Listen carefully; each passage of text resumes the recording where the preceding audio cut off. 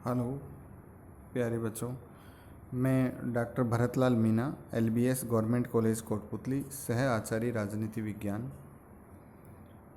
बच्चों, मैं आज आपके समक्ष क्रमशः BA पार्ट तृतीय के प्रथम प्रश्न पत्र पाश्चात्य राजनीतिक विचारों के इतिहास में थॉमस हिल ग्रीन के राजनीतिक विचारों पर प्रकाश डालेंगे, चर्चा करेंगे। बच्चों, थॉमस हिल ग्रीन आदर्शवाद और उदारवाद का समन्वयकर्ता 18वीं सदी के अंतिम वर्षों में यूरोप में औद्योगिक क्रांति हुई थी और उसके बाद 19वीं सदी के प्रारंभ में इस विचारधारा का प्रतिपादन हुआ कि यदि राज्य हस्तक्षेप न करे तो व्यक्ति आर्थिक क्षेत्र में बहुत विकास कर सकता है। उन दिनों आर्थिक जीवन को नियंत्रित करने के लिए संपूर्ण यूरोप में बहुत से नियम पाए जाते थे, जिनके कारण आर्थिक विकास संभव नहीं था। अतः उसकी प्रतिक्रिया स्वरूप व्यक्ति को अकेला छोड़ने का सिद्धांत प्रचलित को आंदोलन चले। आर्थिक व्यक्ति की स्वतंत्रता के लिए मिल ने नैतिक तथा स्पेंसर ने वैधानिक तर्क उपस्थित किए। इन सब का केंद्रीय विचार यह था कि व्यक्ति अपना हित सबसे अधिक भली प्रकार जानता है, अपने कार्यों से अपने उद्देश्य को प्राप्त कर सकता है, इसलिए व्यक्ति को स्वतंत्र छोड़ देना चाहिए और राज्य को व्यक्ति के कार्यों में कम से कम हस्तक्षेप करना चाहिए। इंग्लैंड और यूरोप के अन्य देशों द्वारा इस व्यक्तिवादी विचारधारा को अपना लिया गया, लेकिन 19वीं शताब्दी के उत्तरार्ध तक इस विचारधारा को अपनाने के दुष्परिणाम स्पष्ट होने लगे। उद्योगपतियों ने श्रमिकों की स्वतंत्रता का अंत कर दिया और उनकी स्थिति तेजी से खराब होने लगी। ऐसी स्थिति में एक ऐसे दर्शन की आवश्यकता थी जो व्यक्ति की स्वतंत्रता की रक्षा के लिए सामाजिक नियम और राजकीय कानूनों द्वारा सुधार की आवश्यकता का प्रतिपादन करता। जर्मन आदर्शवादी हीगल के दर्शन में इस बात का प्रतिपादन किया गया था, लेकिन हीगल का दर्शन सर्वाधिकारवाद का समर्थक होने तथा राज्य को अपने आप में एक साध्य समझने के कारण उदारवादी वातावरण में पले अंग्रेजों के लिए स्वीकार्य नहीं हो सकता था। आवश्यकता इस बात की थी कि ब्रिटिश दृष्टिकोण के अनुसार जर्मन आदर्शवाद में ब्रिटिश उदारवाद का पुट दिया जाता और ये कार्य ब्रिटिश विचारक ग्रीन ने किया। जर्मन आदर्शवाद को अंग्रेजों के लिए स्वीकार्य बनाने हेतु उसमें 4 परिवर्तन किए। हीगल की तुलना में राज्य की निरंकुशता में कमी की, द्वितीय व्यक्ति को स्वयं एक साध्य माना और तृतीय व्यक्ति के अधिकारों को अधिक सुरक्षित रूप प्रदान किया गया। चतुर्थ, इस बात का प्रतिपादन किया गया कि कुछ परिस्थितियों में राज्य का विरोध न्यायोचित हो सकता है।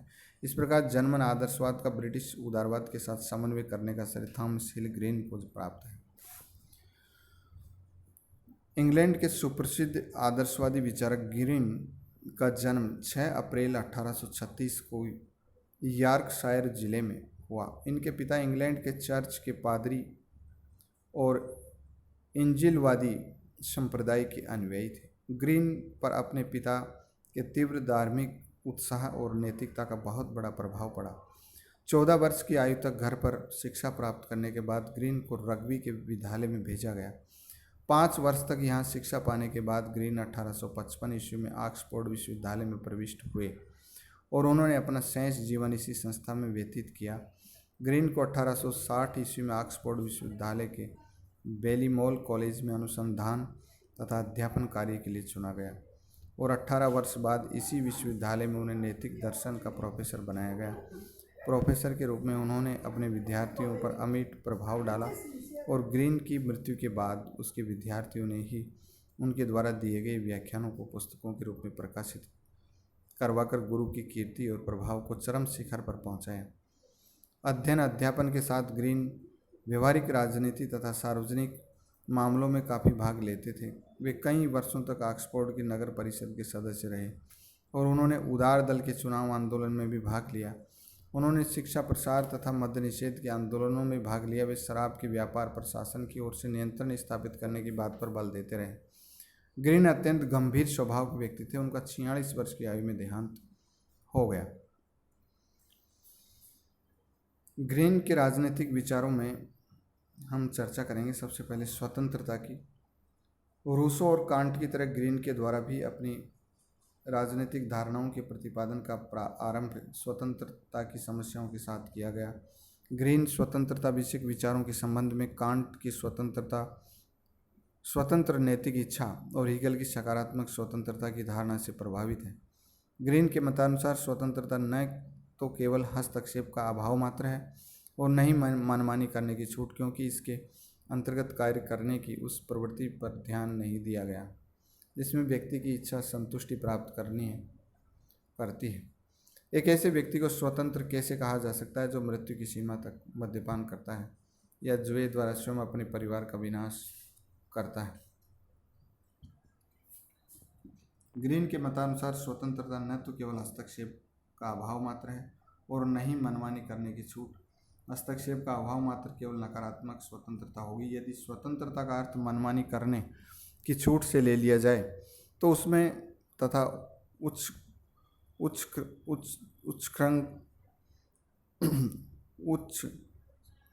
उच्छृंखलता में कोई अंतर न रह जाएगा।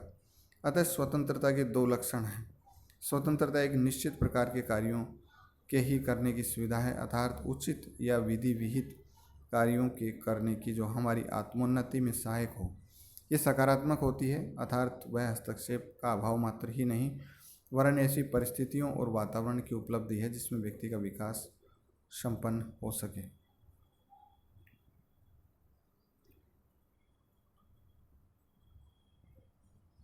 ग्रीन की स्वतंत्रता के इन दो लक्षणों को निम्न प्रकार से स्पष्ट किया जा सकता है। ग्रीन के अनुसार स्वतंत्रता का अर्थ नियंत्रण या अनुशासन से मुक्ति प्राप्त करना नहीं, और हम उसे भी स्वतंत्रता नहीं कह सकते जब एक व्यक्ति या कोई वर्ग दूसरे की स्वतंत्रता की बलि देकर स्वतंत्रता का उपभोग करे। हमारे कार्य समाज के अन्य व्यक्तियों के कार्यों से संबंधित होते हैं, इसलिए सामाजिक संदर्भ में स्वतंत्रता का अर्थ यह है कि हमें निश्चित प्रकार के उन कार्यों को करने की स्वतंत्रता मिले जिसके द्वारा व्यक्ति उस सुख या वस्तु को प्राप्त कर सके जो सामाजिक और नैतिक दृष्टिकोण से प्राप्त करने के योग्य हो और जिसकी प्राप्ति हम समाज के अन्य व्यक्तियों के साथ मिलकर करते हैं। इस प्रकार ग्रीन की स्वतंत्रता की धारणा स्वतंत्रता के प्रचलित सामान्य अर्थ से भिन्न है। उदाहरणार्थ, विद्यार्थी अपने आप को तब स्वतंत्र समझते हैं जबकि विद्यार्थियों को विद्यालय और परीक्षा भवन में मनमाना आचरण करने की छूट हो, किंतु ग्रीन इसे स्वतंत्रता नहीं बल्कि उद्दंडता या अनुशासनहीनता मानता है। ग्रीन के मतानुसार विद्यार्थियों की स्वतंत्रता इसी में निहित है कि वे बड़े मनोयोग से पाठ्यपुस्तकों का अध्ययन करें, विभिन्न प्रकार के खेलों और व्यायामों से अपने शरीर को सुदृढ़ बनावे तथा चारित्रिक गुणों का विकास करें। इस प्रकार श्रमिक वर्ग की स्वतंत्रता अपनी मांगें मनवाने के लिए तोड़फोड़, हड़ताल, विध्वंसात्मक कार्रवाई करने में नहीं वरन उत्पादन बढ़ाकर अपने देश को समृद्ध बनाने में ही है। ग्रीन मानता है कि मनुष्य एक नैतिक प्राणी है और जिसका चरम लक्ष्य अन्य प्राणियों एवं समाज का हित संपादन करना है। जो कार्य व्यक्ति के इस उद्देश्य को पूरा करे तथा व्यक्ति के नैतिक और सामाजिक विकास में सहायक हो, उन्हें करना ही स्वतंत्रता है। व्यक्तियों को कुछ बुरे कार्य करने में भी क्षणिक सुख की प्राप्ति हो सकती है, परंतु वे कार्य आत्मा के विकास में बाधक होते हैं, अतः इन कार्यों को उसे न करने देना ही स्वतंत्रता है। वस्तुतः इन कार्यों को करने की छूट प्राप्त होने से व्यक्ति स्वतंत्र नहीं वरन परतंत्र हो जाता है। ग्रीन के उपयुक्त मत को स्पष्ट करते हुए बार्कर ने लिखा है कि अच्छे कार्य करने की प्रेरणा देने वाली सदिच्छा के आदेशों का पालन करने की स्वतंत्रता ही सच्ची स्वाधीनता हो सकती है। दूसरा पॉइंट है स्वतंत्रता का सकारात्मक या भावात्मक रूप। ग्रीन के पूर्ववर्ती उपयोगितावादी तथा व्यक्तिवादी विचारक राज्य के कानून तथा व्यक्ति की स्वतंत्रता को परस्पर विरोधी मानते थे और उनका विचार था कि राज्य के द्वारा ऐसे सभी कानून रद्द कर दिए जाने चाहिए जिससे व्यक्ति की स्वतंत्रता पर प्रतिबंध लगता हो। एडम स्मिथ का मत था कि राज्य के द्वारा आर्थिक क्षेत्र में कोई प्रतिबंध नहीं लगाया जाना चाहिए और जॉन स्टुअर्ट मिल जैसे विचारकों का मत था कि व्यक्ति के नैतिक विकास तथा उसके व्यक्तित्व के विकास के हित में राज्य के द्वारा व्यक्ति के जीवन में कम से कम हस्तक्षेप किया जाना चाहिए।